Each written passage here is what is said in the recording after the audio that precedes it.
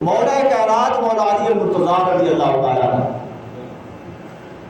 آقا علیہ السلام خیبر سے واپس آ رہے ہیں تو آقا علیہ السلام نے فرمایا، علی سے فرمایا، اے علی تھکا ہوا ہوں، آج خوب تھکا ہوا ہوں، ادھر آؤ، اپنی گود لاؤ، میں تیری گود میں اپنا سر رکھ کے آرام کرنا چاہتا ہوں۔ مولا کائنات نے نماز اثر ادا نہیں کی تھی، آقا علیہ السلام نے نماز اثر ادا کر لی تھی۔ آقا نے فرمایا، علی آؤ، میں تمہاری گود میں سر رکھ کے آرام کرنا چاہتا ہوں۔ اب مولا کائنات کی ادب دیکھیے، نماز ہے اللہ کی، یہ نہیں فرمایا کہ یا رسول اللہ ابھی میں نے نماز نہیں ادا کی، یہ بھی فرما سکتے تھے۔ دو لالچ تھے، ایک لالچ تھا کہ اگر میں کہوں کہ آقا نماز میں نے نہیں پڑھی تو ممکن ہے تو آقا علیہ السلام کسی اور کا انتخاب کر لیں، کسی اور کی موت کا انتخاب کر لیں، تو میں اس سے معلوم رہ جاؤں، اس سعادت سے معلوم رہ جاؤں۔ اور دوسرا یہ تھا کہ ادب تھا کہ میں آقا علیہ السلام کی گود کو پیچھے کر کے نماز کے پیچھے چلا جاؤں، تو آقا علیہ السلام کو نہیں فرمایا کہ یا رسول اللہ میں نے نماز نہیں ادا کی۔ آقا علیہ السلام نے آپ کی گود میں آرام کیا، وقت اثر ختم ہو گیا، اس کے بعد میرے آقا اٹھے، میرے آقا نے پوچھا، علی کیا نماز پڑھی تھی؟ جب وقت تھا پوچھا نہیں ہے، جب وقت گزر گیا تب جا کے میرے آقا نے پوچھا۔ میرے آقا بھی جاننا چاہتے تھے کہ علی کس طرف جاتا ہے۔ حضرت علی المرتضیٰ نے عرض کیا، یا رسول اللہ نماز تو میں نے نہیں ادا کی تھی۔ تو میرے آقا نے فرمایا کہ اچھا علی پڑھ لو، مطلب یہ کہ آپ قضائی کر لو۔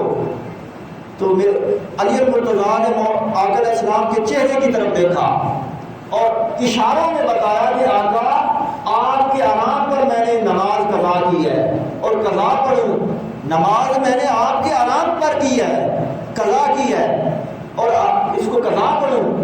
تو آقا علیہ السلام سمجھ گئے کہ علی کیا چاہتا ہے، منشا علی کیا ہے۔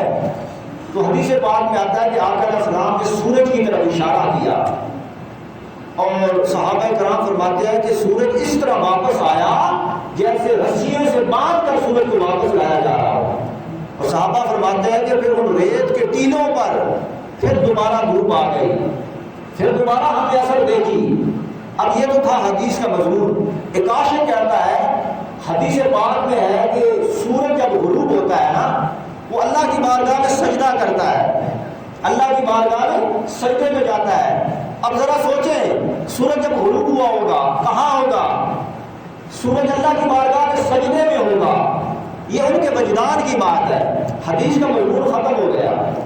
وہ عاشق کہتا ہے کہ وہ سجدے میں تھا سورج، تو سورج نے اللہ کی بارگاہ میں عرض کیا ہوگا کہ اے باری تعالیٰ، ادھر تیرا سجدہ ہے اور ادھر تیرے محبوب نے مجھے بلا دیا ہے، اب میں کیا کروں؟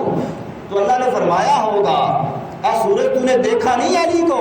علی نے اپنی نماز میرے محبوب کے آرام کی خاطر قربان کر دی ہے، جاؤ سجدے ہوتے رہیں گے،